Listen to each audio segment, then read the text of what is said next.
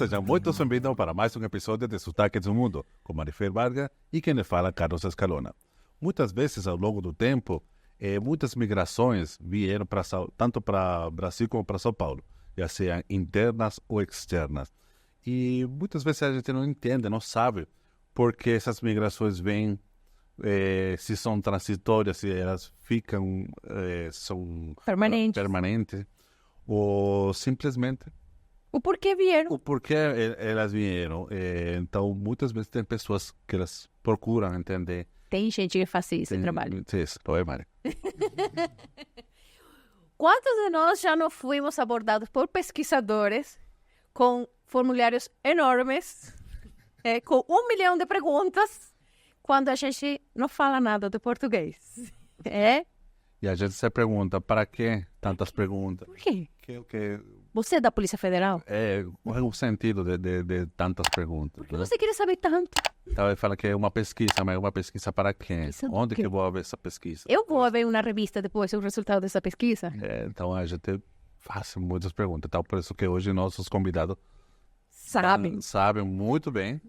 Sabem fazer perguntas e sabem responder muito bem. Exatamente. Hoje a gente vai falar sobre pesquisa, gente. Hoje a gente vai conversar sobre o porquê das pesquisas e quem faz essas pesquisas, né? E tem sim quem faz, tem um observatório que observa, escreve, pergunta e responde muitas coisas. E também resolve muitas coisas, né? E entre eles a gente tem hoje 2 queridos, 2 amados, 2 que pertencem a nossos corações. E acho que a gente pode falar que são das primeiras pessoas que a gente conheceu quando chegou em São Paulo. Desses primeiros brasileiros que a gente conheceu, né? A gente tem a Luiz Felipe Aires Magalhães, coordenador adjunto do Observatório das Migrações em São Paulo, do NEPO, da Unicamp. Aí vem outra sigla, né? Sou inimiga das siglas. E pesquisador da Unicamp, professor credenciado no programa de pós-graduação Lato Sensu, Legislação, Território e Gestão Democrática da Cidade, da Escola do Parlamento, tem graduação em Ciências Econômicas pela Universidade Federal de Santa Catarina, mestrado em Demografia pela Universidade Estadual de Campinas e doutorado em Demografia pela Universidade Estadual de Campinas.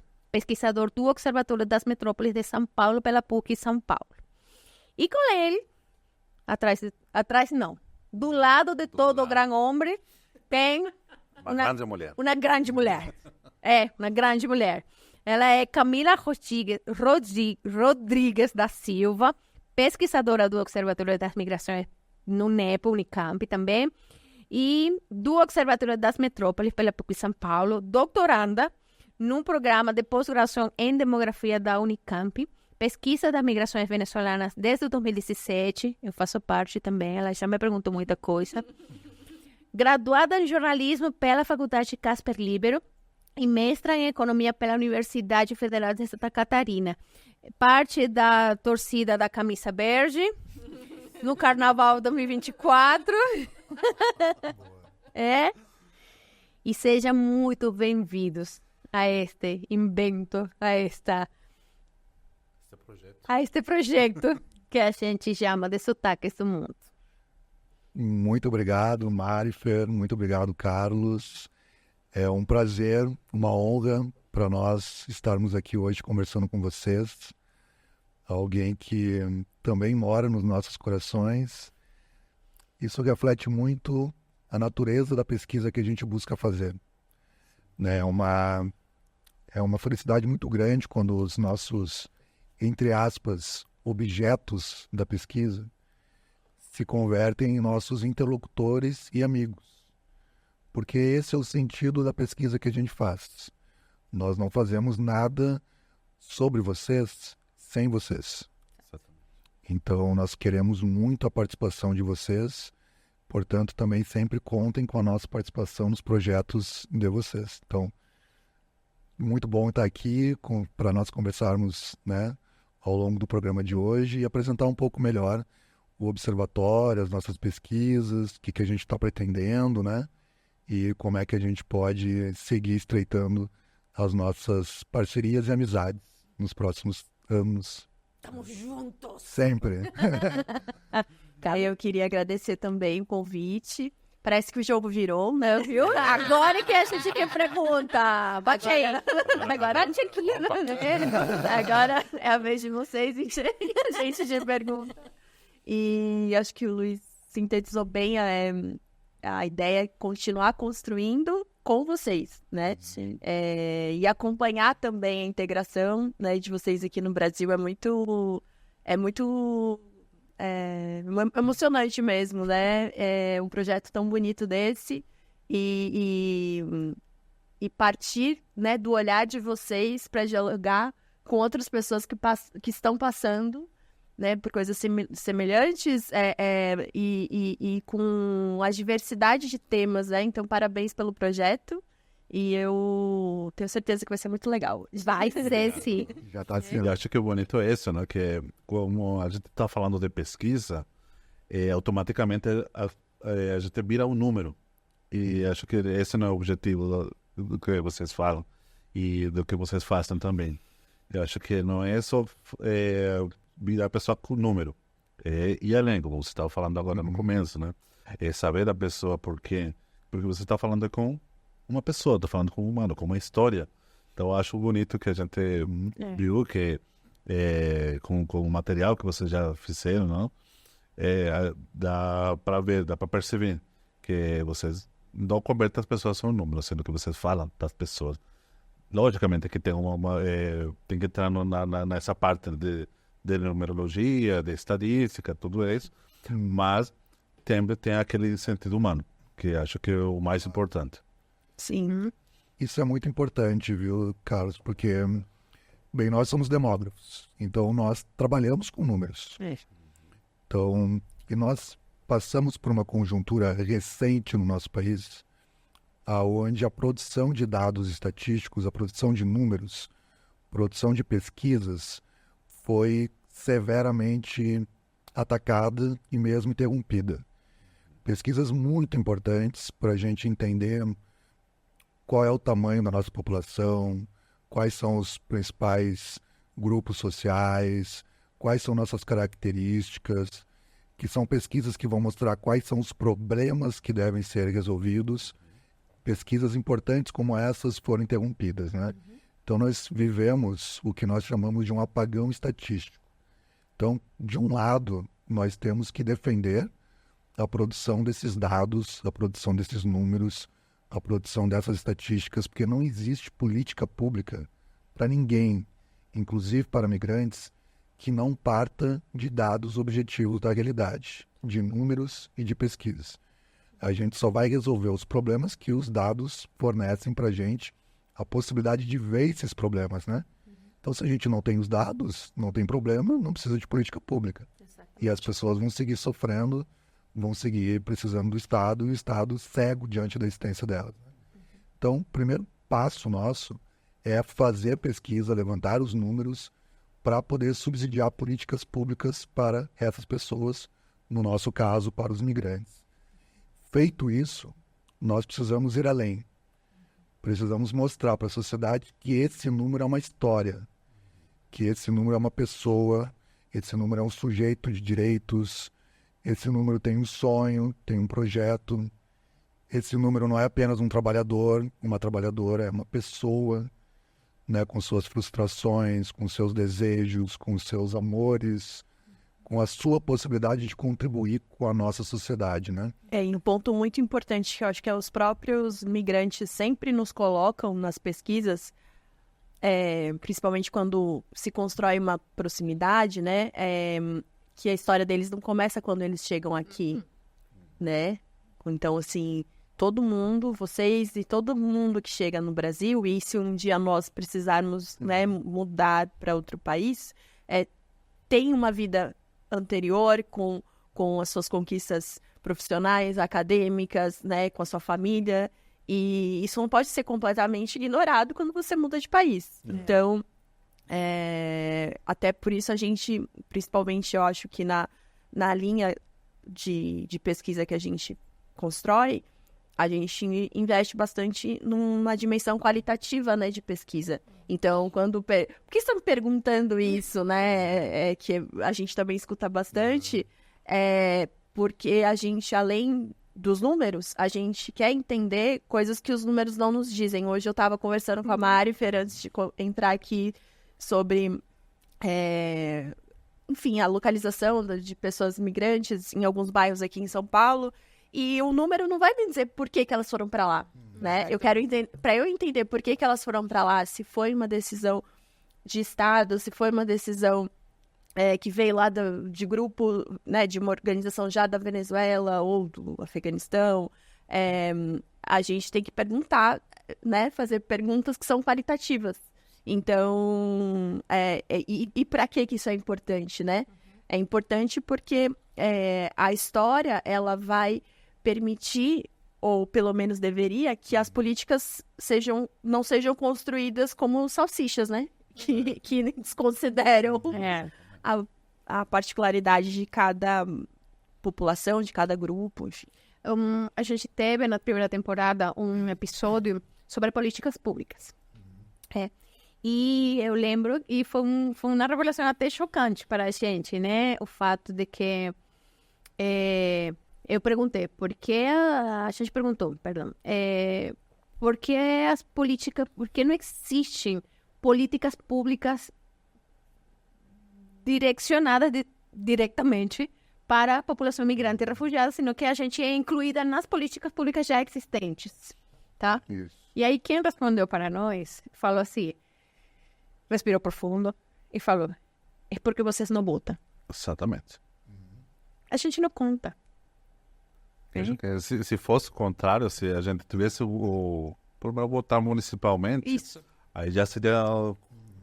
Acho que seria a história... Poder de pressão. Exatamente. Aí acho que se muitos políticos, muitas organizações se interessassem, mas pelo voto migrante. Voto, né? A gente conhece muito Estados Unidos, que tem o voto latino.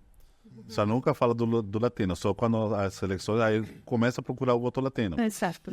Por quê? Porque eles têm peso, né? um peso que fazem, né? Não, é decisivo nas eleições. Exato. Então, tem estados que são decisivos. Então, se aqui no Brasil fosse assim, também, ou pelo menos a gente poderia votar municipalmente, Exato. eu acho que a história seria outra. Porque até a gente entende que tem um assunto de soberania, a gente tem que cumprir com o requisito prévio. Eu vou chegar aqui, eu vou querer exigir, façam isso, vou começar a cobrar, porque, cara, eu sou visita, sabe?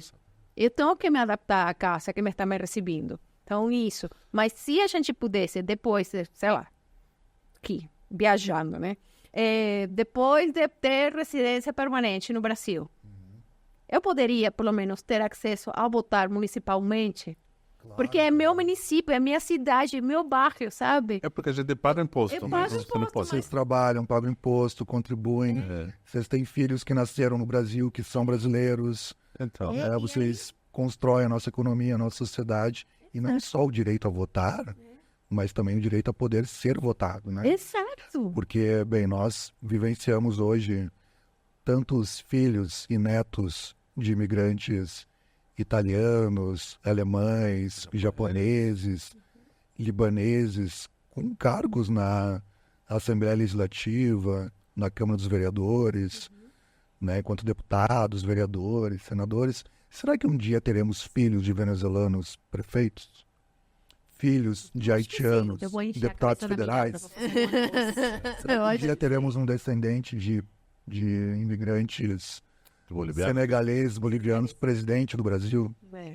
Eu acho que esse é o tipo de questão que a gente deve se colocar, né? Ocupar verdadeiramente o espaço daqueles que propõem as políticas públicas e executam o funcionamento do Estado. E me parece que a gente está num ótimo momento para pensar isso, que é o momento da Comigrar, que é a Conferência Nacional de Migrações que nós teremos no Brasil no mês de junho desse ano, depois de 10 anos da primeira Comigrar, né? E da primeira Comigrar, se eu não me lembro, saíram 1 milhão de coisas, de propostas, né? E de fatos que começaram a surgir e falar, olha, temos que estar atentos a tal qual coisa, temos que estar atentos a tal e qual problemática. Então, o interessante da Comigrar é que levanta. Sim. e saem vozes que geralmente não falam, que geralmente não são escutadas. E é o lugar perfeito, é o momento perfeito para a gente encontrar esses pontos comuns, né? E essa Comigrar, eu acho que vai ter, a gente acredita, né, que vai ter uma potência muito grande, porque há 10 anos atrás a gente estava no início desse movimento de aumento de imigração para o Brasil. Ainda, né, que como a gente, né, coloca nas pesquisas, o Brasil ainda seja um lugar de trânsito. Sim. Né? Então, as pessoas, em geral, não ficam... uma boa parte passa pelo Brasil e se direciona ao norte ou a outros países da América do Sul. Uhum. Mas a gente vai saber muito em breve com a publicação do censo 2022, né? Porque que a gente vai descobrir realmente quantos migrantes são, né? Aumentaram de 2010 para 2022.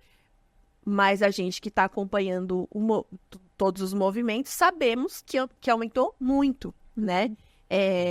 Então, a gente tem o fruto da Comigrar, da primeira Comigrar instalado, né? Que é a lei de imigração, que eu acho que o Luiz pode falar melhor, que tem uma série de contradições, porque é uma lei mais progressista, mas aí vem um governo menos progressista, justamente no período de implantar essa lei, né? Então, existem tensões políticas. Com as portarias que artigos, mas tá tudo bem. Que aí é a implementação, né? É fazer a coisa funcionar. Exatamente. Mas a gente acredita que está em disputa ainda, né? E tem uma dimensão que eu acho que é o foco da Comigrar, das discussões que a gente está chamando de pré-local, de pré-locais, né? E das estaduais e de tudo que está sendo construído antes de junho, que é pensar a integração, né? E aí inclui, inclusive, a questão do direito ao voto, em última instância, né? Então, por que é um país de passagem? Porque você chega, legal. E aí? Quando você chega, você consegue estudar, você consegue o trabalho compatível com a sua formação, você consegue alugar casa com dignidade, né? Sem desconfiança, né? Então, assim, eu acho que a integração é um grande ponto, um grande avanço em relação à última Comigrar. E, reforçando o convite do Luiz, é importante que os migrantes participem, né, na sua cidade, no seu bairro, no seu estado, porque vocês são muito mais numerosos do que éramos em 10 anos atrás. Então, precisamos de engajamento para que seja mais poderosa que a primeira Comigrar, né? E precisamos de muita pesquisa para saber exatamente onde estamos, como somos, quantos somos e por que somos. Como a Camila muito bem disse, a primeira Comigrar feita em 2014 foi feita aqui na cidade de São Paulo, né? Porque na época nós tínhamos uma concentração maior de imigrantes em São Paulo e nós tínhamos um crescimento da imigração haitiana no Brasil também bastante concentrada em São Paulo. Com os fluxos que vieram depois, especialmente as novas etapas da própria imigração haitiana, mais os venezuelanos, os sírios, os senegaleses, os congoleses, né? Os angolanos, que são a maioria nas casas de acolhida do Brasil. Nós tivemos uma diversificação das etapas, dos locais de trânsito e dos pontos de destino da migração internacional no Brasil.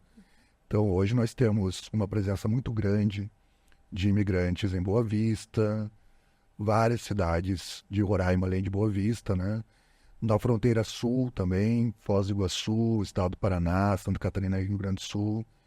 Uma presença grande de imigrantes no centro-oeste. Mato Grosso do Sul, principalmente. Isso, atraídos pelo trabalho na agroindústria, que é um trabalho bastante pesado, bastante exaustivo, com uma carga de desgaste físico e mental bastante intensa, né? Além da exploração trabalhista, né? Isso, e com várias violações de direitos trabalhistas e de direitos humanos, né? Então, esse novo cenário das migrações internacionais, eles nacionalizaram e interiorizaram o desafio de acompanhar os migrantes. Então, alguns anos atrás, migração internacional concentrada nos núcleos urbanos e metropolitanos deu lugar a uma migração mais dispersa, melhor distribuída no território brasileiro. Então, acho que isso explica um pouco os desafios que estão colocados a Comigrar de hoje e a necessidade de construir uma discussão nesses outros cenários, né? Nós fizemos uma pesquisa no ano de 2020. Não acredito. Na pesquisa, olha só. Fizemos uma pesquisa. O pior momento para fazer pesquisa, que foi o momento da pandemia, pior, mas mais necessário, né? Era o pior, mas era o momento que a gente tinha que saber o que estava acontecendo.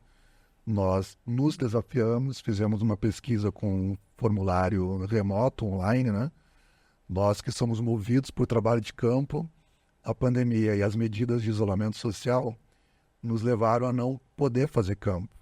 Então, a gente teve que explorar outras metodologias de pesquisa qualitativa. Questionário online, entrevista online, formulário online. E nós fizemos uma pesquisa sobre os impactos da Covid na população imigrante. Por que essa pesquisa é importante? Bem, nós sabemos que o Brasil é um país estruturado pelo racismo estrutural, é um país construído também por uma xenofobia estrutural. Os imigrantes são invisibilizados, os imigrantes são assimilados, só interessa como força de trabalho, não interessa a cultura de vocês, a crença de vocês, o sistema de valores de vocês. O capitalismo dependente brasileiro só quer a força de trabalho de vocês. Então, homogeneiza todo mundo, trata todo mundo enquanto iguais, escondendo as especificidades, né? Uma consequência disso é que algumas informações importantes vão se perdendo. Por exemplo, durante a pandemia nós não sabemos quantos imigrantes morreram de Covid No Brasil. no Brasil. Por Porque a quê? gente ia no hospital, ia no posto de saúde, e no formulário que faziam preencher, não aparecia a nacionalidade. Isso. A autorização de E nunca internação saberemos. Nunca saberemos porque nunca foi incluso. Né? Nunca saberemos. dois campos importantes. A autorização de internação hospitalar, que é o documento onde vai estar lá sendo preenchido que o sujeito foi internado. Não tem o campo nacionalidade. Tem o campo raça-cor, mas não é de preenchimento obrigatório. Qual é o outro registro? Declaração de óbito. Né? O sujeito faleceu, estamos num podcast, o sujeito foi de arrasta para cima, infelizmente o sujeito morreu, não tem lá a informação nacionalidade. Certo. E a informação raça-cor não é de preenchimento obrigatório. E aí o que a gente começa a ver? Imigrantes sendo invisibilizados, não sabemos quantos morreram, quantos foram internados. Existe um projeto de lei chamado PL 2726, de autoria do então deputado federal e atual ministro das Relações Institucionais, Alexandre Padilha, do PT de São Paulo, que busca tornar obrigatório o preenchimento do quesito raça-cor e criar e tornar obrigatório o preenchimento do quesito nacionalidade em todos esses registros. Para a gente poder saber quantos foram internados, quantos morreram e poder construir políticas públicas para a saúde da população imigrante.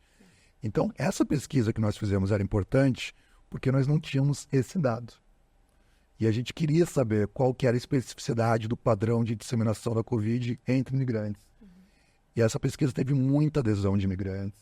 Só no estado de São Paulo nós tivemos 976 respondentes. No Brasil inteiro foram 2.450 respondentes. E uma das perguntas era se as pessoas conheciam os seus direitos. Quando nós separamos o grupo residente na região metropolitana de São Paulo e o grupo que mora no interior, 86% do grupo residente na região metropolitana de São Paulo respondeu que sabia. 86% conhece os seus direitos.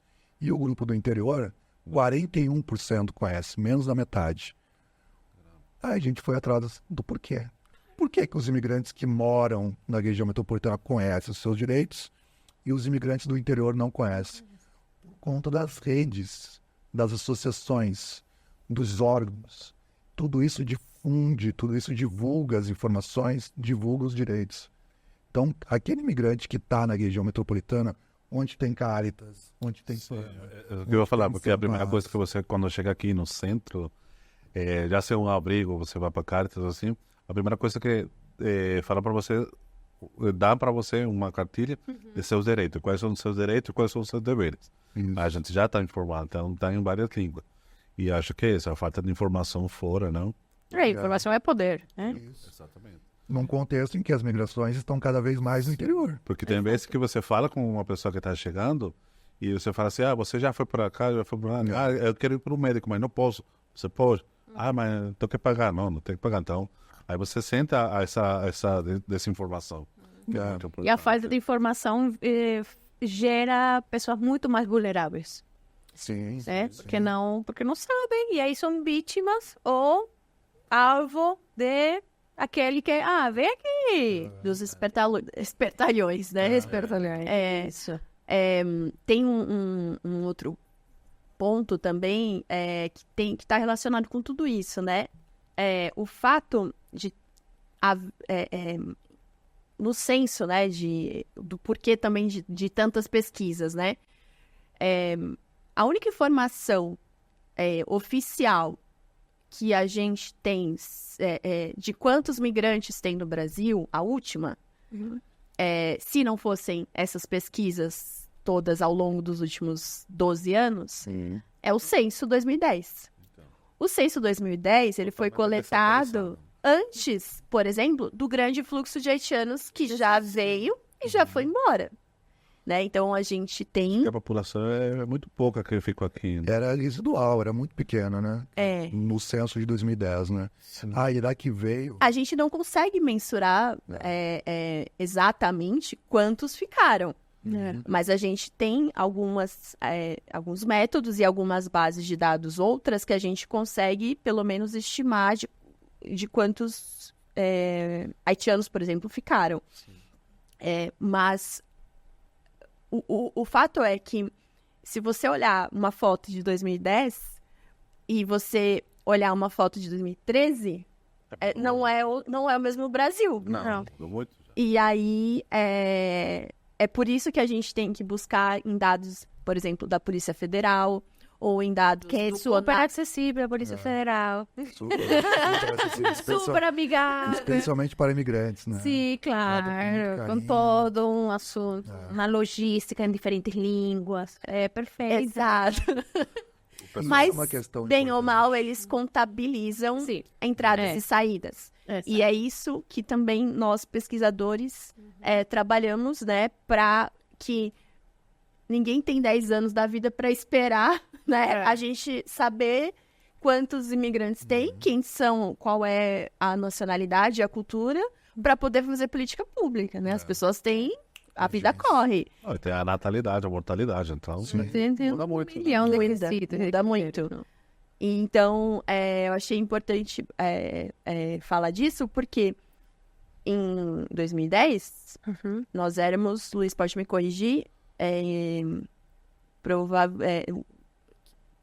cerca de 3% da população brasileira era de imigrantes. 3% só? 6%. Então, além de vocês não votarem, é um número que era irrisório dentro de uma população de que, na época, 200 milhões de pessoas. Vocês são muitos. Você faz muito filho. Você muito filho. Porque o país é grandão também, tá? Também tem espaço bastante, né? E agora é outra correlação de forças. Então, são mais nacionalidades, ou seja, mais fluxos, né? Em termos teóricos falando, são mais fluxos mais diversos e mais numerosos. Então, a gente entende também que com as informações do censo, que essa outra foto 12 anos depois, a gente, essa massa migrante vai ter uma outra correlação de poder, né? Claro, claro. E a gente estima que seja muito mais do que 3% hoje em dia, considerando só o fluxo de venezuelanos. Exato. Agora, deixa eu fazer uma pergunta. Você sabendo tudo isso, qual é o papel do observatório? O que faz o observatório? Por que se constitui o observatório? para juntar todos os pesquisadores? Ou... O chefe fala. Não, o chefe, o coordenador... O chefe fala. O coordenador adjunto do observatório. Vocês observam realmente a gente? A chefe, Estão de olho. chefe, a gente vai dar um abraço nela, que é a Rosana Berninger. É a nossa chefe, professora da Unicamp, professora do curso de Demografia, que há mais de 15 anos criou o observatório e estabeleceu um conjunto de redes, relações de confiança, parcerias institucionais que tornaram possível o desenvolvimento dessas pesquisas e abriram um caminho para que nós pudéssemos estar aqui hoje, né? E dar continuidade, né? Então, um abraço, Rosana, um abraço. Rosana tem que vir. Tem que vir. Esse convite para ela. Exatamente. E a todos os pesquisadores que vieram antes da gente e abriram, na base da insistência e da coragem, esses caminhos de pesquisa. O observatório ele faz pesquisas e faz extensão. Então, o que é a pesquisa e o que é a extensão? Por que elas são importantes e por que elas buscam melhorar, no que elas podem melhorar as condições de vida de imigrantes, né? Bem, pesquisa, dissertações, teses, TCCs, jovens pesquisadores que vão a campo, que tentam elucidar alguns aspectos dessa temática tão complexa que é a migração. Então, nós temos pesquisas sobre os fluxos, sobre algum aspecto em específico do fluxo. Nós temos pesquisas sobre um tema perpassando vários fluxos, por exemplo, saúde reprodutiva da mulher migrante. Como é que são as especificidades da saúde reprodutiva das haitianas em relação às bolivianas, questão linguística, questão corporal, questão cultural, tudo isso interfere e condiciona, né? Então, o observatório ele é um grupo de estudos voltado a levantar informações sobre diferentes fluxos da etapa atual e também da etapa, né, chamada histórica, tradicional das migrações, aquelas grandes migrações do século XIX, início do século XX. Então, nós levantamos dados, informações para elucidar questões importantes, chamar atenção para essas questões e poder fazer subsídios de políticas públicas. Nisso cabe um parênteses importante. Existem grupos que fazem pesquisa desde uma lógica bastante endógena, né? Que a pesquisa não é revertida em política pública, pesquisa não é revertida em sugestões para autoridades, as pesquisas não são apresentadas aos próprios imigrantes. A lógica acadêmica brasileira é caracterizada mais por por esses grupos do que propriamente por aqueles que tentam sair da academia. Então, é o que nós chamamos da crítica roedora dos ratos. O sujeito escreve, publica, fica lá na biblioteca da universidade e não é mais lido. Isso que a gente imaginou.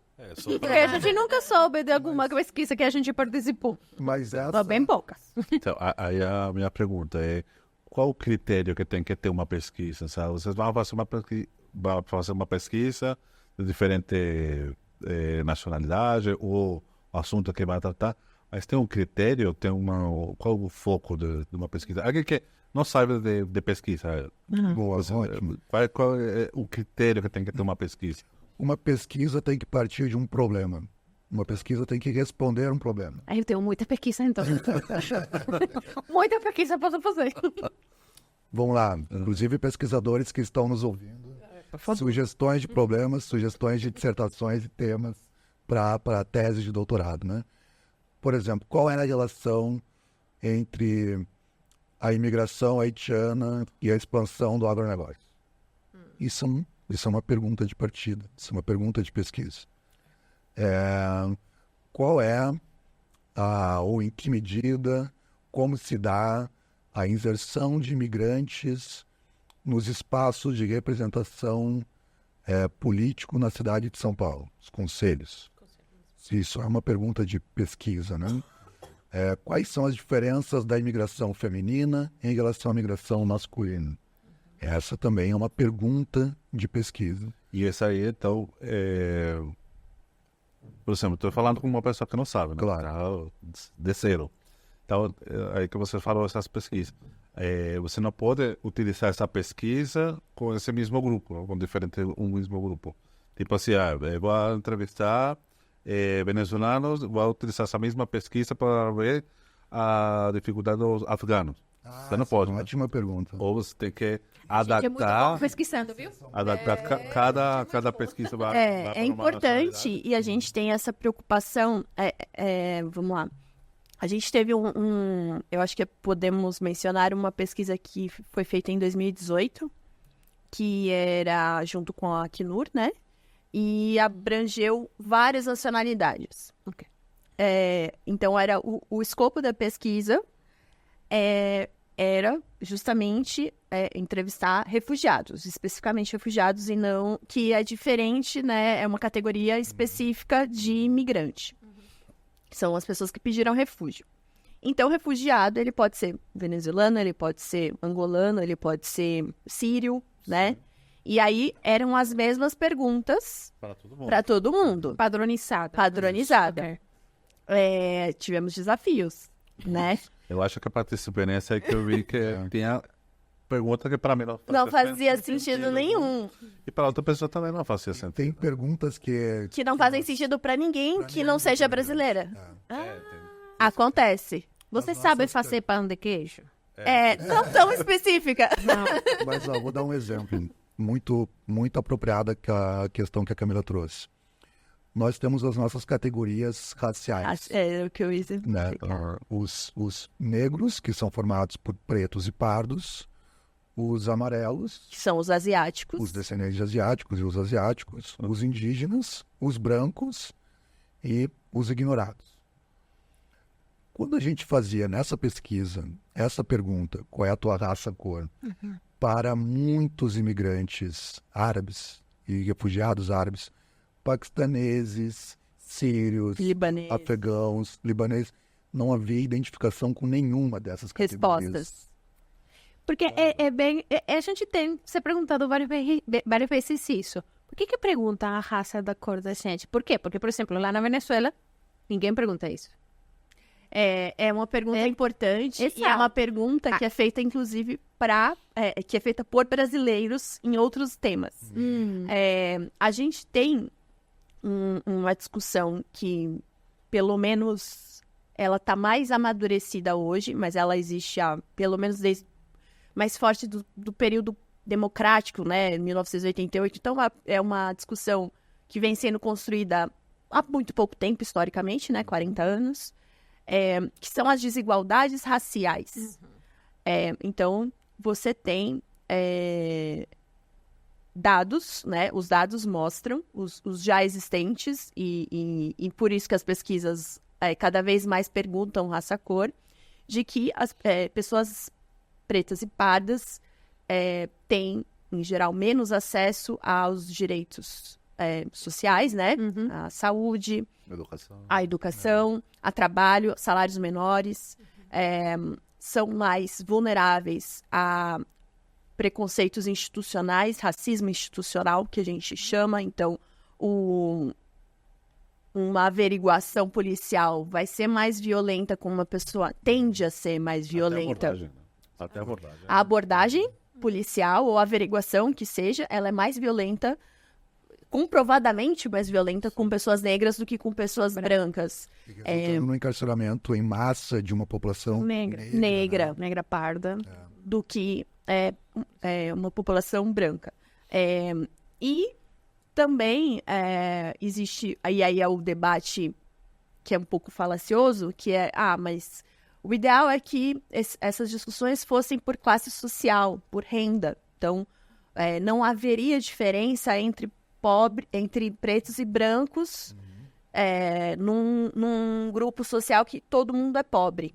E uma série de estudos, graças às pesquisas, a gente enxerga que sim, há diferença. Então, por exemplo, numa mesma comunidade pobre, mulheres negras sofrem mais violência no atendimento médico, violência obstetrícia, do que mulheres brancas, sendo todas elas pobres. Porque existe ainda existe, por mais absurdo que seja, uma cultura de que as mulheres negras suportam mais dor. Mentira.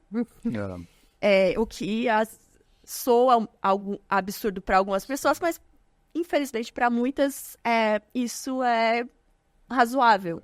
Então, mulheres negras que recebem menos anestesia, que são menos acolhidas em situações de dor, situações de sofrimento, são maltratadas, né? Recebem gritos, esporro no meio da dor do parto, sofrem com costuras mal feitas, enfim. Então, assim, é uma série de violências que graças a pesquisas médicas, né, não é o nosso campo de atuação, nós somos demógrafos, mas pesquisadores que atuam na área da saúde conseguiram comprovar que, e não necessariamente pesquisadores negros, que há uma diferença de tratamento baseada em raça-cor. Então, por isso que a gente precisa cobrar a obrigatoriedade de preenchimento de raça-cor. E aí, o que tem a ver com migração? A gente, acho que o Luiz pode falar melhor, porque ele estudou o fluxo de haitianos, que é uma população 100% negra. E aí é uma sobreposição de violências entre a xenofobia e o racismo. Esse aspecto é muito importante. Eu gostaria de sublinhar uma questão que a importância de ter os quesitos de raça-cor nas pesquisas e no censo. O primeiro censo demográfico no Brasil foi feito no ano de 1872. Então, quase 1872, 152 anos atrás. Ele foi um censo importante porque, claro, estava num contexto de contar a população para poder controlar a população, né? Todo censo não deixa de ser uma forma de contar para controlar, para saber, né? E ele fez o recenseamento da população escravizada. Então tinha população escravizada e foi contada. Então sempre teve raça-cor nos censos. E no censo de 70 não teve. Por que no censo de 70 não se perguntou qual é a raça das pessoas, qual é a cor das pessoas? E a gente não teve elementos para saber o quanto a menos eles ganham, o quanto a menos os negros vivem, o quão piores são as casas dos negros, né? Nós tivemos o resultado sendo divulgado anteontem das condições sanitárias no Brasil, né? Qual é o percentual da população que tem acesso a esgoto tratado? E ainda é a maior parte da população negra aquela que tem menos acesso ao esgoto tratado. Então, as más condições sanitárias, ambientais, têm cor no nosso país, que é a população negra. Nesse censo de 1970, sequer se perguntou. Por quê? Porque se acreditava no mito da democracia racial. Brancos e negros têm as mesmas chances de ter um emprego, têm as mesmas chances de acessar a universidade, têm as mesmas condições de tratamento médico, têm os mesmos níveis de escolaridade ou condições para ter os mesmos níveis de escolaridade. Esse mito da democracia racial é um mito estruturante do nosso país. E é uma estratégia de ocultação, de invisibilização da especificidade da população negra e, portanto, das lutas da população negra, né? E foi um censo da ditadura militar que tinha esse propósito. Vamos apagar. Pergunta isso, o tempo histórico nesse momento, quem governava, quem... Em 1970 eram os militares, especialmente em 1970, entre Médici, né, e Geisel. 2 anos depois já do AI-5, ou seja, da fase mais dura da ditadura brasileira. Né? Num contexto ilusório de crescimento econômico, que era o chamado milagre econômico brasileiro. Então, supostamente a economia crescia, mas crescia à base da exploração da força de trabalho, especialmente da população negra, né? Então, isso foi importante. Na verdade, foi um prejuízo, porque várias pesquisas, várias séries históricas foram interrompidas. Quem era pesquisador naquela época e pesquisava, vamos imaginar, formalidade da população da classe trabalhadora brasileira? Qual é o índice de formalidade e de informalidade? E isso tem cor. Né? Tu olha nas ruas, carnaval. Quem curtia o carnaval tinha uma cor.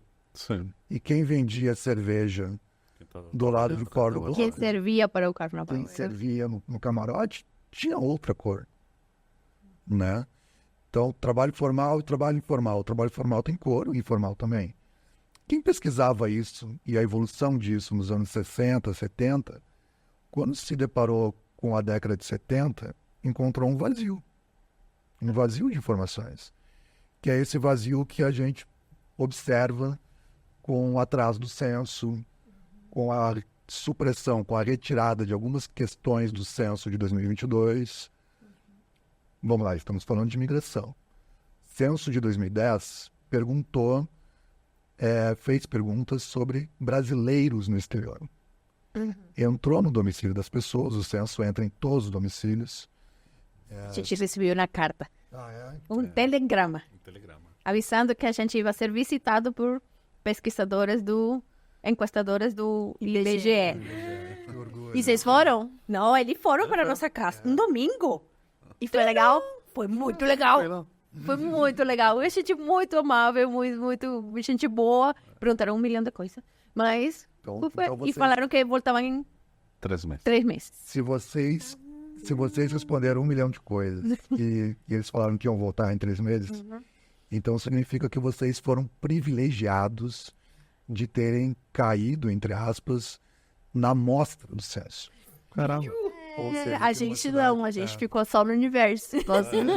Exatamente. E como estamos falando de pesquisa, é importante, como demógrafo, explicar isso. O que é amostra, o que é universo. O censo entra em todos os domicílios. Considera domicílio, inclusive, asilo, albergue, república, abrigo, quartel, leito de UTI. Tudo isso é considerado domicílio. Onde os monges ficam, né? Ali, o monastério. Monastérios, igrejas.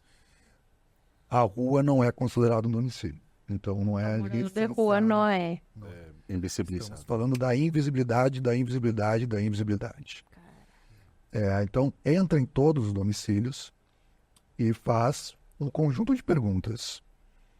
Esse conjunto de perguntas pode ser o questionário do universo, que vai ser o mesmo questionário para todos os domicílios.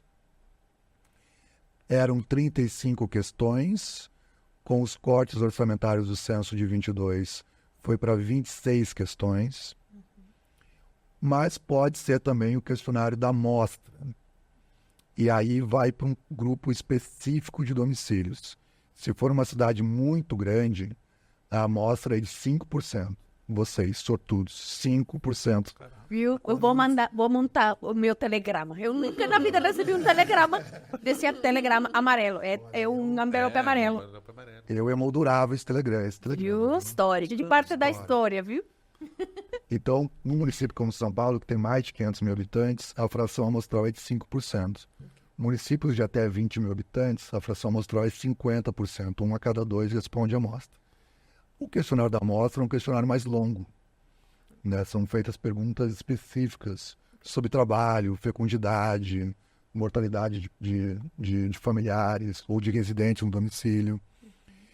Eram 102 questões, com os cortes foram para 74 questões. Ainda assim é bastante coisa, né? E é feita uma verificação amostral 3 meses depois, que é esse retorno. Né? Perguntaram para nós sobre educação, trabalho, Se a casa era de madeira, era... condições da moradia, essas coisas, o teto o também. teto, isso, condições da moradia, educação e trabalho. E falaram, dentro de 3 meses a gente vai voltar a perguntar outra coisa e outras coisas diferentes. Para ver se você mudou. Ainda não voltaram. Não, foi a primeira vez há como menos de um mês. Tudo pela mão. Então, Mas como fazem essa seleção para ver quem é do universo e quem é do da amostra? completamente aleatória. O agente censitário tem um tablet, daí ele, quando finaliza uma aplicação do censo, uma aplicação do questionário do censo, seja ele qual for, amostra ou universo, ele aplica um botão dentro desse tabletzinho, que na verdade ele é menor que um tablet, pouco maior que um celular. Quem é das antigas lembra do PDA. PDA. É isso? Um tabletzinho pequeno. Não. Lá era um pato. Pat. É, Pat. Não sei. era de Hewlett Packard. Tá bom. E aí ele clica e randomicamente vai aparecer para ele qual vai ser o próximo censo que ele vai ter que aplicar naquela região onde ele aplica. A região onde ele aplica, o censo chama de setor censitário. Setor censitário pode ser uma rua, se a rua for grande, pode ser várias ruas, se as ruas forem pequenas. Um setor censitário pode ser um prédio, se muitas pessoas morarem no prédio. Então, é ali que o agente censitário vai aplicar os questionários. Para um censo como o nosso de 2022, foram contratados via concurso público 181 mil agentes censitários. E uma das questões que explicam a postergação do censo, especialmente de 2020 para 2022, foi a questão da pandemia, né? Eu participei de uma pesquisa. Eu vi, com o Que curioso isso. o professor Daniel Lan, da Biologia da USP, e nós fizemos uma nota técnica sobre a necessidade de proteção desses agentes censitários num contexto pandêmico. Imagina entrar na casa das pessoas Tem muita pessoa que não deixavam entrar em casas, ficavam fora. num contexto de pandemia, e nós chegamos ao cálculo de que até a manifestação dos primeiros sintomas, o agente censitário poderia ter entrado em 25 casas sem saber que poderia estar contaminado com o vírus da Covid. Que risco. Então, essa nota técnica orientou o Sindicato dos Trabalhadores do IBGE na defesa, né, de um rigor muito grande quanto às condições, aos equipamentos de proteção individual e, inclusive, quanto à data de realização do censo, que não é nada prudente, por mais que precisamos dos dados, precisamos de pessoas, né? Então, Vivas. então foi orientado, né, a esperar um pouco mais justamente para evitar esse contágio e a transformação do agente censitário no vetor de disseminação da doença. Mas essa é a parte do observatório, com base nesses dados, com base no respeito às questões ético-raciais, no respeito às questões éticas da pesquisa. Essa é a parte da pesquisa. Nós também temos a parte da extensão. Ok. O que vem a ser a parte da extensão? Para que serve tanta pesquisa? Vejo como a resposta da extensão não deixa de estar na pesquisa, né? Nós entrevistamos os imigrantes, participamos de atividades com imigrantes, para quê? Tudo isso vai se converter, de um lado, em proposições de políticas públicas e, de outro lado, em disseminação de informações para a sociedade. E as duas coisas nós fazemos através da extensão. Então, o Observatório tem cursos de capacitação para sensibilizar a população, e aí nós fazemos um elenco específico, uma escolha específica da população, especialmente gestores públicos e professores públicos. Da rede pública. Professores de ETECs e FATECs, escolas técnicas e faculdades técnicas. E também gestores públicos municipais e estaduais. São dois públicos preferenciais nossos para levar para eles todas as informações que nós produzimos sobre migração e sobre refúgio. Então, nós organizamos os cursos de capacitação para disseminar esses dados, disseminar essas informações. Muitos de vocês, a Marifer já gravou conteúdo para esses cursos de capacitação, gravou videoaula, deu palestra. Porque são esses os agentes multiplicadores, né? Exato. Então, a gente forma pessoas que vão formar outras pessoas. Exatamente. Esse é o O foco. foco desse caráter de educação, né? Que o observatório tem. E os gestores que vão atender os migrantes, né? Que vão pensar em políticas para migrantes, que o sujeito está lá trabalhando numa secretaria de assistência social. Ah, mas o meu município não tem imigrante, será? Daí ele participa da nossa capacitação, a gente abre o banco interativo das migrações internacionais e mostra que tem muitos imigrantes no município dele. Tem muita pessoa que nem sabem, né? Tem um aqui. Tipo É. assim, lá, tem pessoas que falam que não sabiam que na Zona Leste tem migrante. Na Zona Leste, na Zona Sul. Pois é. Nossa. E aí, Eu o acho que mais, tá no centro. o mais triste, né, assim, é que essa demanda por informação, por que que alguém quer saber, entender quais são as necessidades dos imigrantes, qual é a realidade, por que que essas pessoas estão vindo? São justamente esses trabalhadores dos órgãos públicos que se deparam com começam a chegar pessoas falando farsi, a língua dos É a farsa. farsi, no posto de saúde. Isso acontece muito. E aí, Eu não falo persa, eu não Ela falo fala- dari, eu não falo pasto. exato. E aí é quando já está nesta situação que as pessoas vão atrás de se informar que sim, existe um fluxo de pessoas de outros países chegando ali naquele bairro. E aí elas vão se informar a situação dessas pessoas, por que que elas estão vindo, qual é a situação que elas estão chegando, se estão vindo homens solteiros, famílias inteiras, mulheres, crianças. Quando já está acontecendo. Exato. Quando já a coisa já está ali. Então também eu acho Aí começa o improviso. o Que já improviso. tá todo mundo aí. Então, Que é o tom da política migratória brasileira, né? é tudo na hora. Tudo o que nós chamamos de ad hoc, né? O improviso, tudo para enxugar... Nome pra- chique para improviso. para apagar incêndio. Não tem planejamento, Não tem formação. não tem formação dos gestores, né? Nós, dentro da Comigrar, nós estamos organizando as pré-discussões locais. Uma etapa preparatória da etapa preparatória da Comigrar. Qual é a etapa preparatória? A nossa Conferência Livre Nacional. Construímos uma etapa anterior a essa, com grupos específicos, comunidades específicas de imigrantes. Um agradecimento à Igreja Batista de Guaianazes, que abriu as portas para a gente poder fazer isso. Um agradecimento ao coletivo Conviva Diferente, que também construiu uma parceria e uma relação de confiança há anos com aquela região, que permitiu a gente ir lá.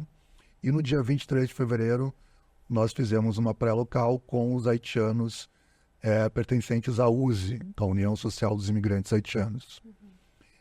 Nas duas, embora sejam públicos diferentes, em regiões diferentes, a USE fica no centro, em Goiânia, na Baixada do Glicério. Embora sejam públicos diferentes e localizações diferentes, as reclamações foram as mesmas. As mesmas. Então, nós temos trabalhadores com altíssima qualificação, trabalhadores em segmentos mais deteriorados da nossa estrutura socioocupacional, com menor qualificação e menor escolaridade, menor rendimento, ambos reclamando do racismo.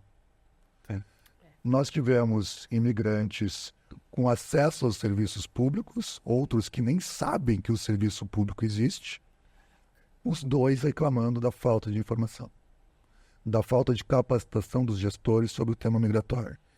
Então, por exemplo, uma reclamação especificamente triste foi de uma imigrante haitiana que mora em Guaianazes e que falou que ficou meses sendo repassada de um órgão público para outro. Daí ela ia num, dizia que era no outro. E, gente, nós estamos falando de deslocamento Guaianazes centro, que vai pelo menos 1h10, 1h20 para ir. De trem, De trem. de ônibus. E o dia era tranquilo. Dia tranquilo, sem sem chuva. Sem chuva. Sem quebrar o trem. Se melhor quebrar o dos- trem. No melhor dos casos, 1h20. No melhor dos casos, R$10. 5 para ir, 5 para voltar. Claro que a gente sabe que a vida não acontece no melhor dos casos. Ela está muito próxima, inclusive, do pior dos casos, né? Ter que gastar muito mais tempo do que isso e muito mais dinheiro do que isso. Com pessoas que já estão numa situação de vulnerabilidade. Então, esse tempo de buscar o serviço e não ter acesso ao serviço, mais do que o tempo e o valor, tem uma frustração. Total. É muito. A pessoa se sente que não faz parte daquilo. É uma bola de ping-pong. Isso Faz não sentido existe nenhum. para mim. O que isso está me dizendo? O que está por trás disso, né? Qual é o aviso disso? Qual é a mensagem por trás disso? Cara, isso não existe para ti. Os serviços não foram pensados para imigrantes. Então, a Comigrar tem esse grande desafio, transversalizar os serviços que já existem para as especificidades da população migrante. Isso pode ser pensado de dois modos. Podemos pensar isso capacitando os gestores para que eles entendam a especificidade. Então, os gestores que já estão lá vão receber os cursos de capacitação para que eles possam se sensibilizar e entender quais são as particularidades da questão migrante. Isso é um jeito de fazer a coisa. E o outro jeito é criar serviços de referência, espaços específicos que vão atender apenas imigrantes. Os dois modelos não são excludentes. Né? Então, claro que a resposta de vai para um lado, vai para o outro, vai depender muito das condições, né, da cidade. São Paulo avançou mais no sentido de construir um espaço de referência, um serviço de referência para migrantes, que é o CRAI. Que fica lá na rua. Isso, o CRAI Oriana Rara, saudosa Oriana Rara, que foi uma militante chilena e pesquisadora, psicóloga, comunicadora social, que dedicou a sua vida à questão migrante, quando a questão migrante ainda nem era uma pauta e ainda nem era uma discussão colocada para a política pública. O CRAI Oriana Rara, que fica na rua Major Diogo, bairro da Bela Vista, e recebe os imigrantes, acolhe e encaminha. A gente vai trazer o CRAI. Boa. Temos uma colega maravilhosa nossa que trabalha no CRAI. Que é a Mona Pelingeiro. Ah, já tá a gente conhece a Mona. Ela é muito competente, uma pesquisadora de mão cheia também. E um abraço, Mona. Então, São Paulo criou o serviço que está, de certa forma, consolidado e avançando, inclusive na forma de um CRAI móvel, que vai até a periferia numa van. A Comigrar vai mostrar que agora o desafio é outro. Agora, o nosso desafio é capacitar gestores para transversalizar o atendimento. E gestores migrantes, que falam outras línguas, que precisam levar a informação certa e que a gente precisa entender do jeito mais claro possível para não ter que voltar repetitivamente ao serviço porque a gente não entendeu. E contratar mediador intercultural, Exato. né, para que eles possam fazer essa tradução, que não é uma tradução linguística apenas. Não. É uma tradução cultural. Que vai além do... Vai além do linguístico, né? Passa pelo linguístico, mas vai além dele. Por exemplo, o atendimento a uma mulher haitiana, né? Ou o atendimento a uma mulher refugiada de um país árabe, né? De um país muçulmano. Não é só traduzir. E ainda que tu traduza, Tem alguma coisa vai estar o exposto cultural. do lado, Exato. monopolizando a fala, dizendo o que ela sente. Você não sabe se você chega e fala, vai entrevistar uma mulher e vai cumprimentar de abraço. Não pode, sabe? Só um mediador multicultural vai conseguir entender que não pode ficar perto. Não é um assunto de, você é mulher, eu sou homem. Não, é um assunto cultural, religioso, ou seja, tem outras dimensões. Que não é frescura. Porque não é frescura, Porque tem isso. pessoa, a mulher tem frescura. Aham. Não, culturalmente é totalmente diferente. Sim. A importância é uma mediadora, um gestor que entenda que aquela mulher africana que chega com um filho na capulana, nas costas, não é que o menino tá lá, sei lá, pendurado, não, é que é um jeito cultural de trasladar, né? Que a mulher boliviana que usa certos vestidos, certas roupas, porque se sente mais confortável, porque faz parte dela, né? É porque a gente da Venezuela vai fazer uma fila enorme e leva uma arepa na mochila. Então é isso. Eu sempre desconfiei. Venezuelanos e brasileiros eram semelhantes, até na fila. Até na fila gigante. Acho negócio, né? E Felipe, uma pergunta. Isso é só aqui em São Paulo ou é a nível nacional? O observatório funciona. Ótima pergunta. Porque aí muita coisa estão fazendo, mas... Só fica em São Paulo? Só São Paulo? Boa. É, Nós temos uma rede, né, do observatório. o observatório ou... Todas as coisas que estão fazendo e tudo. sim, sobre o observatório, né? Nós atuamos em rede. Nós temos o Observatório das Migrações em São Paulo, sediado no NEPO, Né? É NEPA, que é o Núcleo de Estudos da População. Elza Bercó, Tá bom. que é uma das criadoras, Pioneiras, né? pioneiras do campo da demografia no país. Tá viva ainda. Está viva, vivíssima, que assim siga por muito tempo. É uma referência, um farol e uma inspiração para todos os demógrafos e cientistas sociais do Brasil. Uma das criadoras de órgãos importantes, como o SEBRAP, Centro Brasileiro de Planejamento, Obrigada por aclarar a sigla. e criadora também do NEPO, Núcleo de Estudos de População, que leva hoje seu nome, Elza Bercon. O de São Paulo está, portanto, na Unicamp, no NEPO. Nós temos o Observatório de Migrações em Santa Catarina, coordenado pela professora Glaucia de Oliveira Cis, e lá na Universidade do Estado de Santa Catarina, a UDESC. Está vinculado ao Laboratório de Estudos de Gênero, o LabGEF. Portanto, tem uma pegada e tem um recorte muito importante da perspectiva de gênero. Nós temos o Observatório das Migrações em Minas Gerais, coordenado pelo professor Duval Magalhães Fernandes, também uma referência importantíssima do campo de estudos migratórios no país. O Duval tem acompanhado especificamente, mais atualmente, né, os brasileiros deportados dos Estados Unidos, que é uma questão central da pauta migratória hoje. E também... Que ninguém fala. Ninguém fala. Ninguém fala. E ele vai participar da nossa Comigrar e organizou uma pré-local com brasileiros expulsos dos Estados Unidos. Pais que foram separados dos filhos, que foram trazidos algemados em aviões, que foram transportados para cá como cargas, vigiados por policiais de lá e daqui, com severas denúncias de violações de direitos humanos. Ele está acompanhando esse grupo e vai poder trazer ótimas contribuições sobre essa temática. E também a professora Sueli Siqueira, que ela está sediada na universidade, na Univale, na região de Governador Valadares, que é uma região importantíssima para a dinâmica emigratória brasileira. É a região Fica onde? Desculpa. Norte de Minas Gerais. Norte do Minas. da onde que mais saem brasileiros para o exterior, Governador Valadares. Sério? Historicamente. Claro, tem perpassa... Muito antes de 2010, né? É um fluxo bem antigo. Tanto para a Europa, para os Estados Unidos? Normalmente para os Estados Unidos, né? Na maioria Nos últimos anos se diversificou um pouco para a Europa, mas tradicionalmente mais para os Estados Unidos. Caraca. Tem a ver com instalação de empresas norte-americanas lá, tem a ver com a difusão de informações sobre os Estados Unidos lá, tem a ver com os primeiros que tiveram projetos migratórios que deram muito certo, Bem sucedido. criaram redes, voltaram, quando voltaram, a ascensão social deles operou como um estímulo para que outros fossem tentar a mesma coisa. Na medida em que isso vai se reproduzindo, se repetindo, criam-se redes.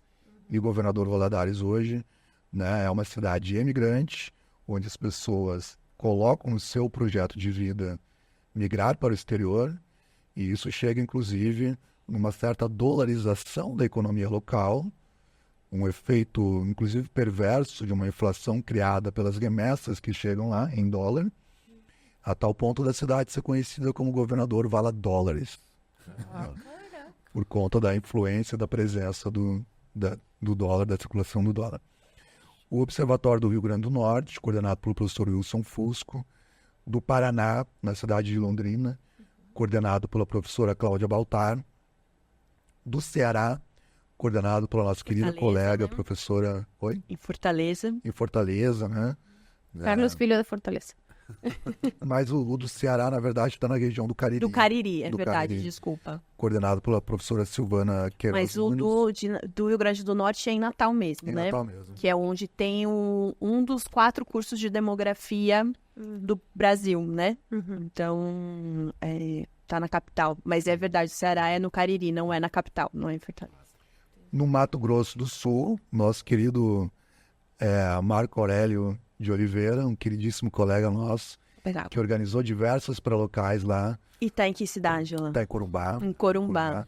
E, por fim, em Roraima. Ok. Vocês Em Boa conhecem. Vista mesmo. Boa Vista, com o professor João Carlos Jarushinski, parceiro, irmão, colega nosso, de longa data, que também conhece vocês e já foi muito ajudado por João. vocês. No Mato Grosso do Sul é interessante, né? Não é na capital, né? Então, eu acho que é importante, já que citamos as cidades, né? Falar do Mato Grosso do Sul, que a capital é Campo Grande, mas é em Corumbá que tem a fronteira ali com a Bolívia, né? Então, que é um dos maiores fluxos migratórios, principalmente para São Paulo.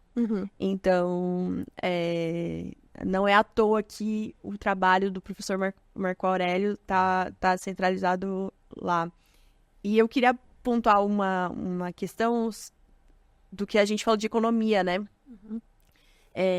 Para que servem as pesquisas também, em termos econômicos, como ferramenta, como as pesquisas servem como ferramenta para contrapor argumentos xenofóbicos.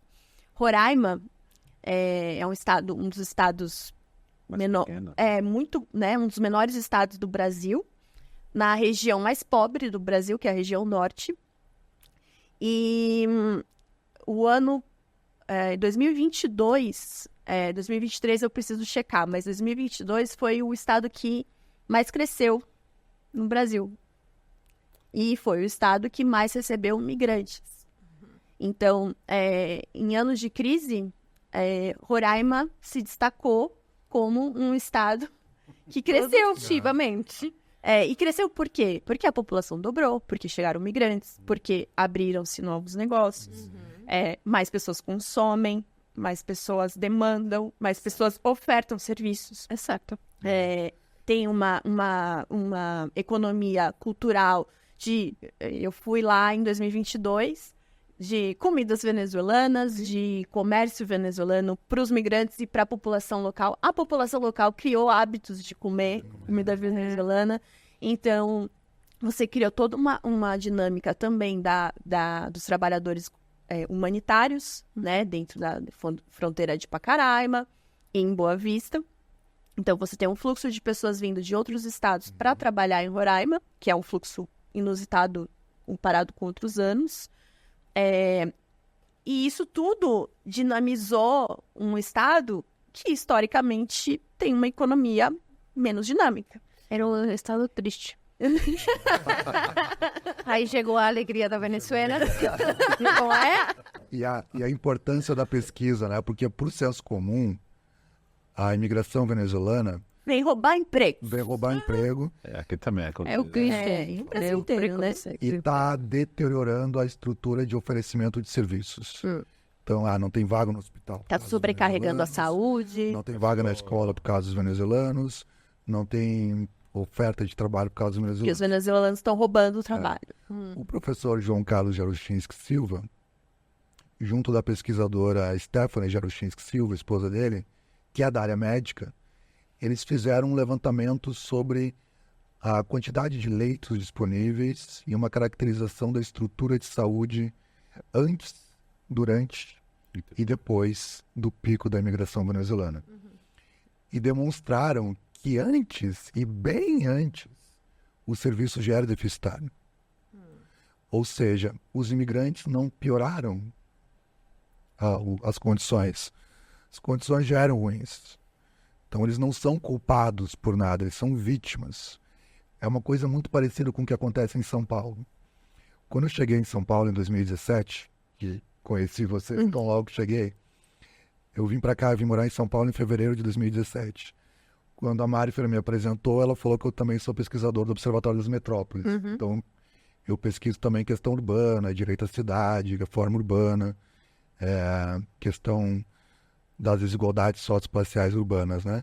E um dos meus desafios de pesquisa era tentar entender por que o bairro do Pari, que é o menor bairro de São Paulo, o menor distrito de São Paulo, havia deteriorado, segundo os dados do censo, nas últimas 2 décadas.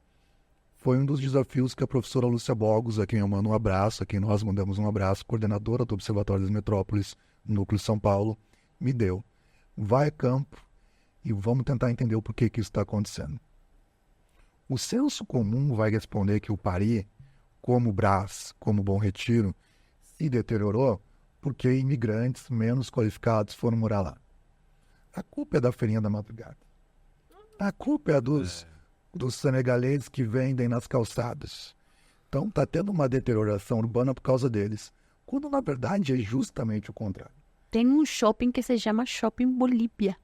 Que faz circular recursos, gera empregos, dinamiza a região, atrai gente do país inteiro para comprar. Tem ônibus que vende de fora para Tem excursões comprar, que para saem de revender. outras Então é cidades. uma economia que está girando. Então foi uma deterioração anterior que tornou possível a existência de imóveis irregulares, precários, aonde não precisa de bancarização, fiador. Já é difícil para nós alugarmos uma casa, um apartamento. Imagina para os imigrantes que chegam, né? Esse é outro episódio.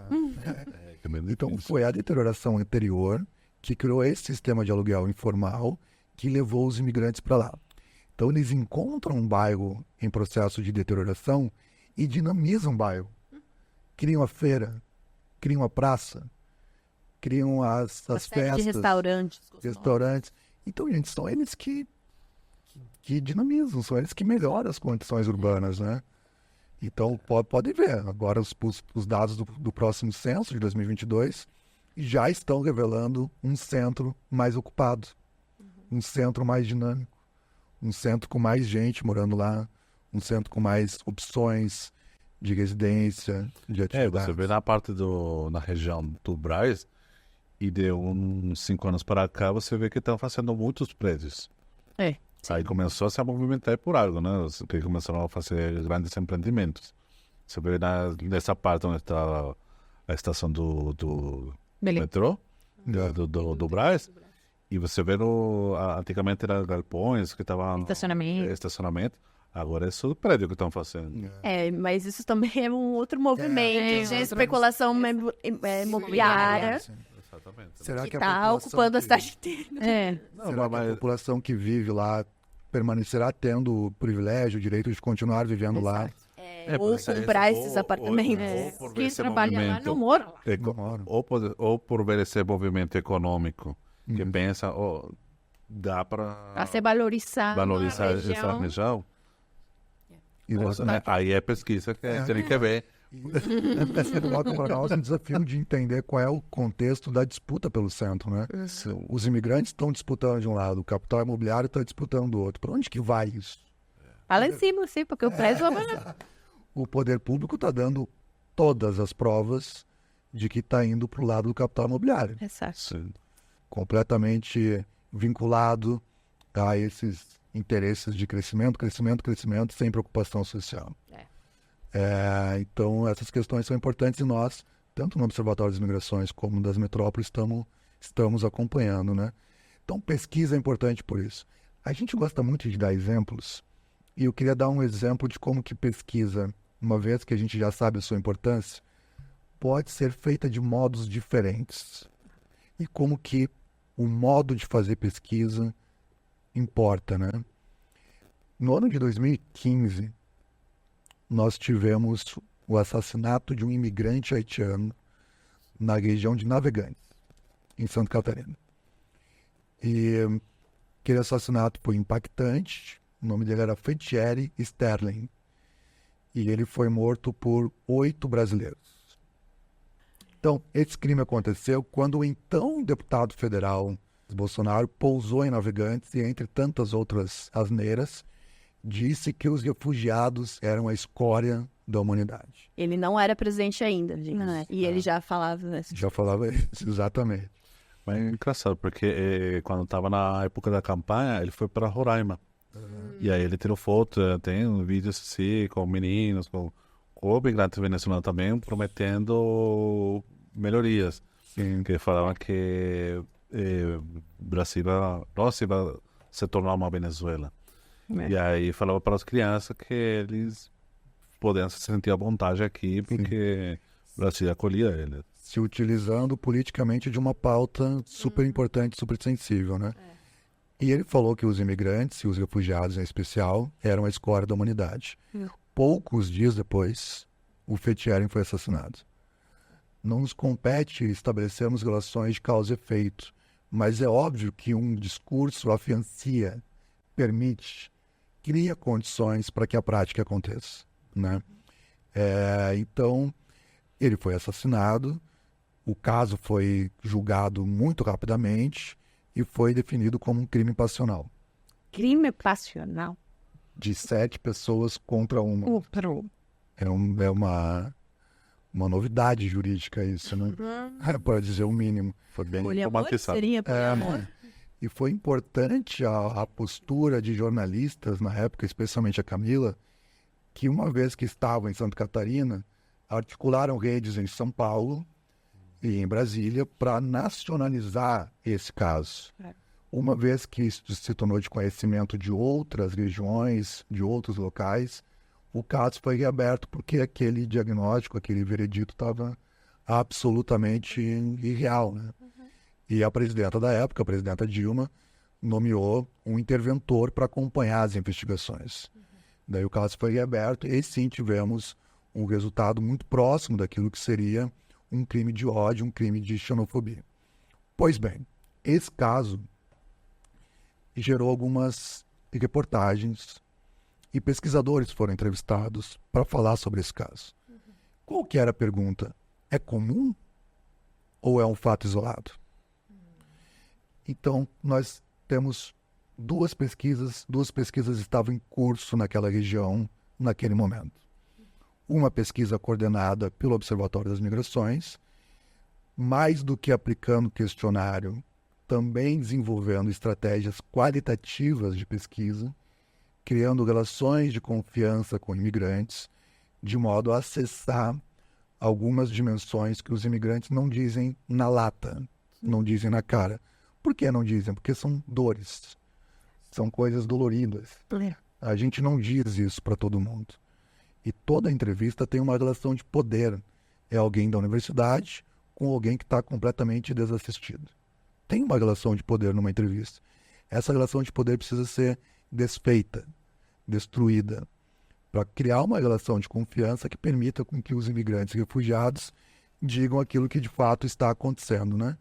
E havia uma outra pesquisa que apenas aplicava questionário, aplicava, inclusive em espaços de trabalho.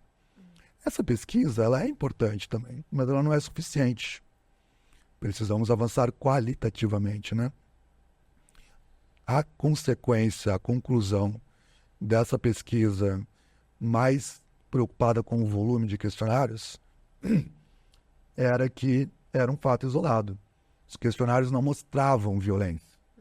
Porque também sequer havia perguntas sobre isso no questionário. E a nossa pesquisa, preocupada mais em estabelecer relações de confiança, mostrava que não é um fato isolado. É um fato corriqueiro. As nossas entrevistas, pensadas com muita sensibilidade para acessar essas camadinhas da vida do migrante, elas têm revelado que tem violação de acesso a direitos trabalhistas, direitos educacionais, direitos de saúde, inclusive do próprio direito à vida, né? Com pessoas sendo atacadas. Então, a pesquisa em si é importante e o modo de fazer pesquisa também importa, né? Nós temos pesquisas que vão se preocupar mais com volumes de respostas e pesquisas que vão tentar acessar mais as camadas mais íntimas do migrante, construindo relações de confiança para que ele possa verbalizar e ser mais aberto, né? E por quê? Porque está confiando no entrevistador, no pesquisador, e é assim que os entrevistados e entrevistadores, pesquisadores e pesquisados Virão amigos. com base nessas relações de confiança. Você falou bem no começo que toda pesquisa precisa de um problema, tá? E a gente pudesse falar horas eternas sobre 5.000 milhões de problemas e de soluções que nascem dessas pesquisas, né? E que saem de respostas que iluminam certas soluções, né? E que não tudo é ruim, não todo mundo está no fosso, não todo panorama sempre é feio, né? Tem coisas tem respostas que saem dessas pesquisas que falam, olha, a gente tem que prestar atenção a isso, olha, isso é um potencial que a gente pode acrescentar, pode... Tem pesquisas que são boas, pessoas que são ruins, que não são boas. pesquisas que são tristes, pessoas que são alegres. Tem pesquisa do lado chato, Tem pesquisador chato também. Tem pesquisador de mal. Já Tudo, né? já conheceu o pesquisador chato ou o imbecil? Eu acho que é uma pergunta muito imbecil, assim. Ah, sim. Que aí você já começa... É uma pergunta desse- invasiva. Eu fazendo pergunta. Aí você, eu tô falando, aí a gente não fica à vontade, aí você vai se fechando, tá? Então, tipo assim, você saiu do seu país, sim, por quê? Não, sei lá, por perseguição política, por quê? O que aconteceu? Mataram a quem? Como foi? Então, A gente sofreu um sequestro. Você pode contar o sequestro? e como foi? Não posso, não quero. E como foi? Cara, e que falavam os caras? Sabe, são perguntas que não tem nada a ver. Exato. Por isso que são muito invasivas. Exato. Ou você... A gente percebe que é invasiva, não? Ou tipo assim, pessoa que perderam algum familiar. Aí começa a perguntar, a cutucar sobre esse fato. Né? Exato. Eu acho que é muito invasivo. Aí eu acho que nós percebemos que isso já foge do objetivo da pesquisa. Claro. Já isso é mórbido. Ou falam É assim, sério. tipo... Ou, tipo, falam...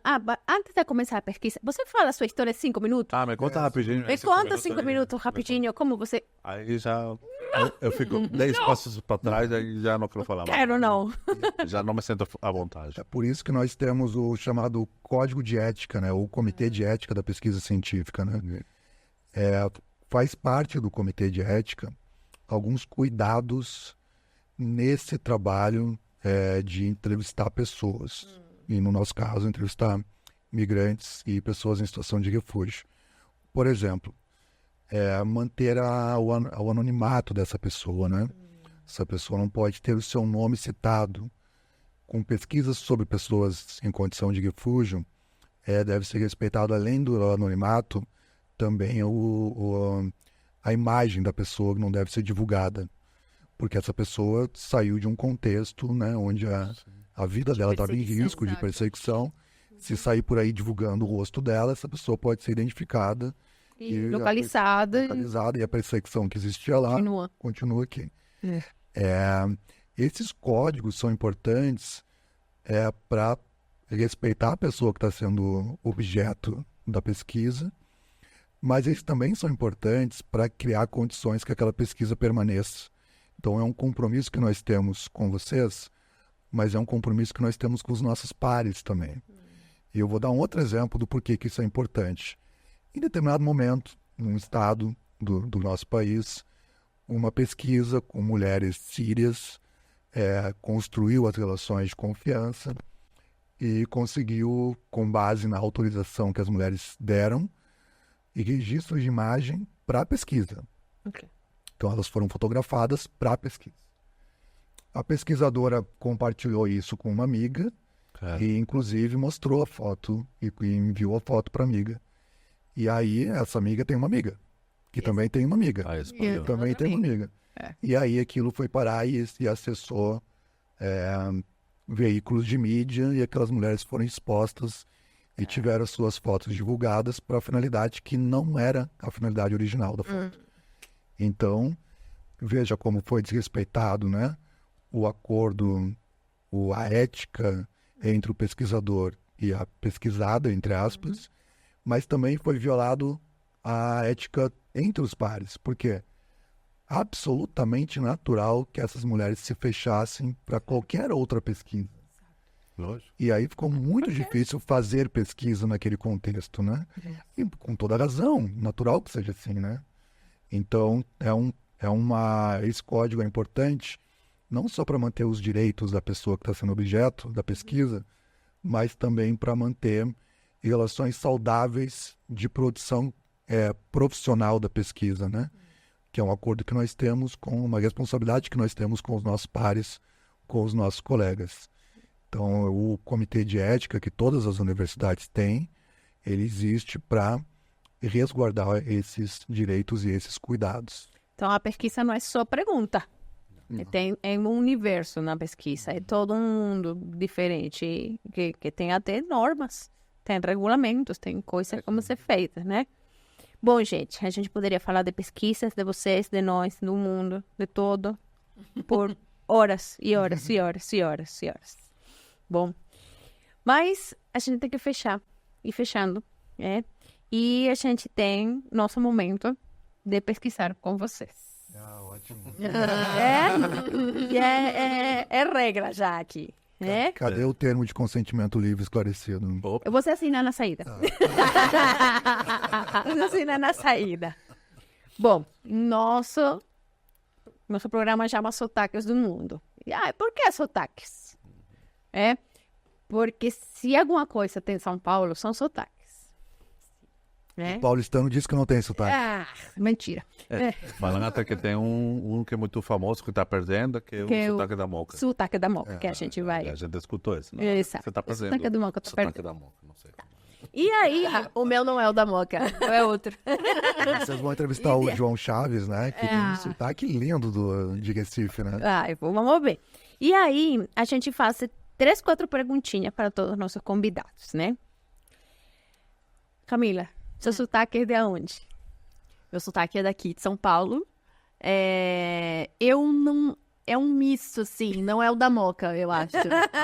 Eu acho que é uma mistura, assim, do interior, né? Uma De coisa porta, porque... Uma coisa meio Mano Brown também, às vezes, mano. Não sei. De vez em quando. Mas é paulistano. É mesmo. paulistano. E o seu? Eu sou de Porto Alegre, eu nasci na capital do Rio Grande do Sul. Quando eu tô lá, Você incorpora. Eu tenho sotaque daqui. Quando eu tô aqui, às vezes dizem que eu tenho sotaque de lá, né? Ok. Mas o meu sotaque, ele é um sotaque um pouco... Também em Porto Alegre tem mais de um sotaque, né? Ele é um sotaque de uma região de Porto Alegre, esvanecido um pouco, aliviado um pouco por uma vivência em outros lugares, como Recife, como Florianópolis e como aqui em São Paulo agora. Mas quando eu tô com a minha mãe no telefone, ele vem forte. Daí eu digo, mas mãe, como assim, né? Acontece, né? E Camila, qual é a palavra no português que você mais gosta? Prosopopeia. Prosopopeia. Essa é nova! Essa é nova! Prosopopeia. A cosquinha, prosopopeia. Prosopopeia. E de você, Felipe? Eu sempre gostei da palavra afeto. Afeto. Afeto. Afeto. Que ela tem o afeto de ser um sentimento, né? E tem o afeto de afetar positivamente, né? Qual é a palavra no português que não tem tradução? Que não seja saudade. É um clichê, né? É obrigado. Não.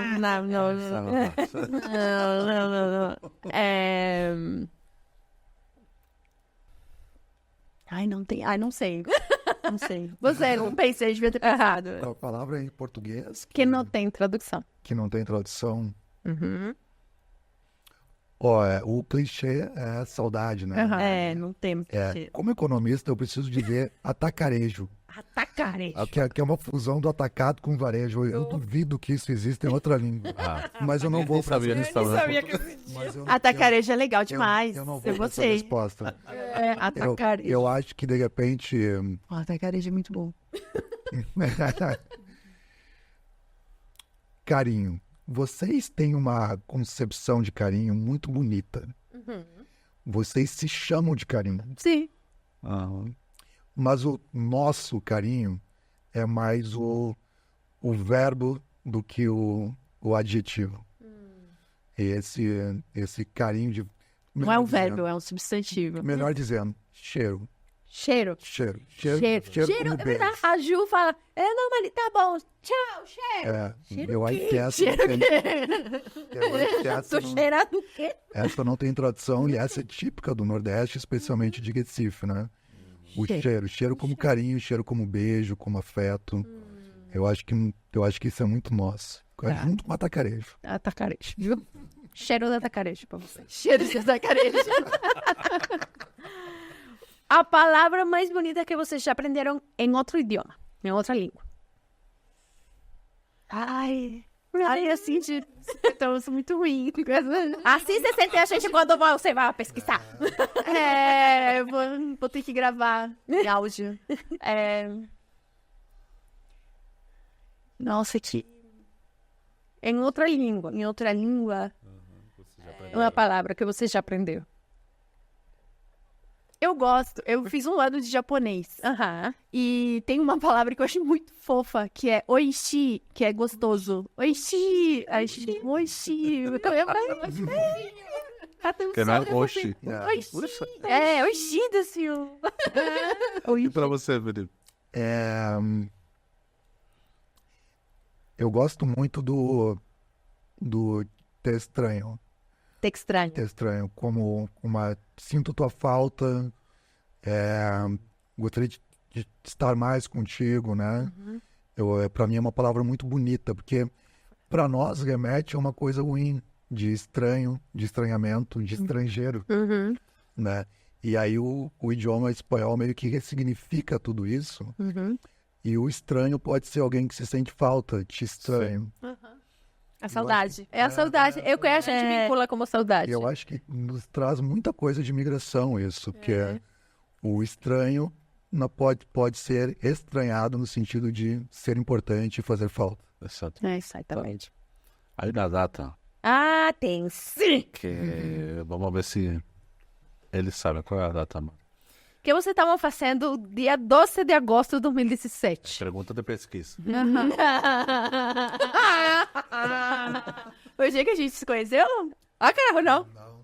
Não, cara. Eu estava na Missão Paz e conheci a Mari. E aí? A Mari e a Miranda. Putz, Solta. vamos ver se vocês lembram, além disso. Lembram disso aqui. Vamos ver.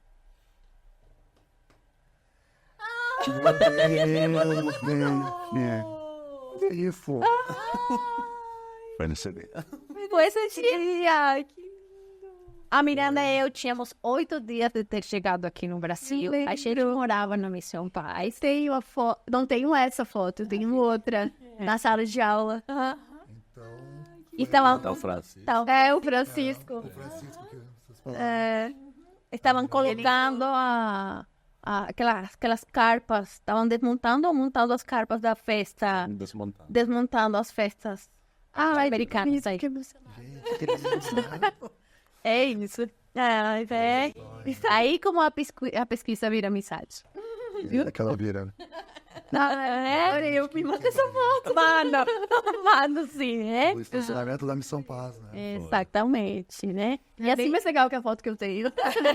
Funcionário. Mas me recordo que a gente conversou numa das salas da Missão Paz. Sim. E aí tem uma foto linda de vocês dois. Mais bonito. De vocês dois mostrando no mapa. Sim. Essa eu tenho. Viu? Nossa, gente, que Legal. Manda, eu quero essa foto. Para isso, para criar afeto, para criar empatia, para criar condições mais bonitas de relação entre... E de construção de conhecimento também, menos burocráticas. E assim a gente fecha esse episódio. Ai, muito obrigada. Muito Obrigada obrigada pelo até aqui. 7 anos de pesquisa, de amizade e que venham muitos mais. Muito mais. E com E a muita gente mais gente. torce muito pelo sucesso desse trabalho de vocês, que é tão bonito, tão necessário e tão bem feito. Parabéns. A gente tá aprendendo. A A gente faz muita pesquisa para aprender. Tá? Então, obrigada. Obrigado pelo convite, pelo carinho, pela amizade de sempre.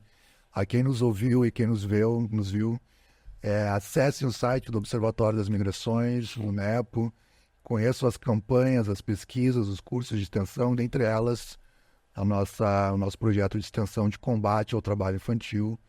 2021 foi o Ano Internacional de Eliminação do Trabalho Infantil. Nós permanecemos num desses objetivos de desenvolvimento sustentável, né? Uma dessas ODSs, que é a erradicação completa de toda forma de exploração de crianças, seja pelo trabalho, seja pela adoção ilegal, seja pelo tráfico, seja pela exploração sexual.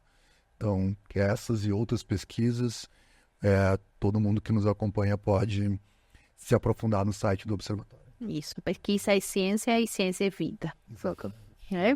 Então, gente, muito obrigado por você ter aqui com nós.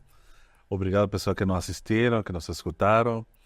E entre em contato com o conservatório. Nós estamos também nas redes sociais. Então, temos Instagram. A gente vai botar na legenda Pode da... falar. Pode falar. Eu prefiro ponto que botem na legenda. Pra não errar. Para a pessoa que não está escutando também. Arroba, ou eu posso colar? Pode. Vou colar, Por favor. Porque como não é um nome tão óbvio, é melhor eu colar pra vir certinho. Peraí, rapidinho. Se a gente entrar no Facebook, é só colocar Observatório das Migrações em São Paulo. No Instagram é Observatório das Migracões SP, tá? E aí a gente tá lá, sentiu sem acento, claro, né, gente? E a gente tá divulgando, né, todas as ações relacionadas a Comigrar, nosso podcast, que tem uma proposta diferente daqui, né, que é uma proposta de apresentar as pesquisas que a gente faz. E é isso, assim, muito obrigada pelo espaço. Seja sempre bem-vindo para cá. Então, obrigado, gente. Até mais um capítulo de Sotaques do Mundo. Tchau, tchau. Fecha.